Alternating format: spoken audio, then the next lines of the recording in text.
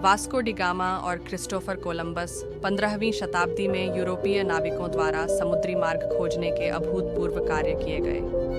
उनमें से अनेक नाविक भारतीय उपमहाद्वीप तक पहुंचने का मार्ग खोजने और मसाले प्राप्त करने की इच्छा से प्रेरित थे। पुर्तगाली नाविक वास्को डी गामा अटलांटिक महासागर के साथ साथ यात्रा करते हुए केप ऑफ गुड होप से निकलकर और हिंद महासागर को पार करके भारत पहुंचा। उसे अपनी पहली यात्रा को पूरा करने में 1 वर्ष से भी अधिक समय लगा।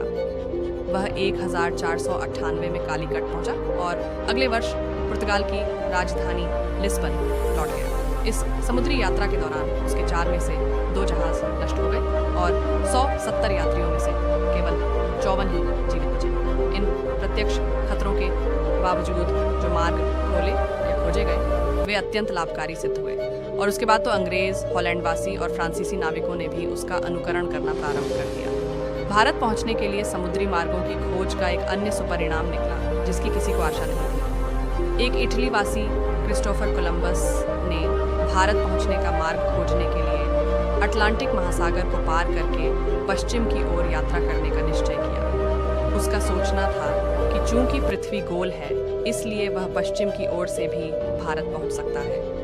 वह 1492 में वेस्ट इंडीज के तट पर पहुंचा। वेस्ट इंडीज का नाम इसी भ्रांति के कारण पड़ा। उसके पीछे स्पेन और पुर्तगाल के नाविक और विजेता भी वहां आते रहे और उन्होंने मध्य और दक्षिणी अमेरिका के बड़े बड़े भागों को अपने कब्जे में कर लिया और अक्सर उन प्रदेशों की पहले वाली बस्तियों को नष्ट कर दिया।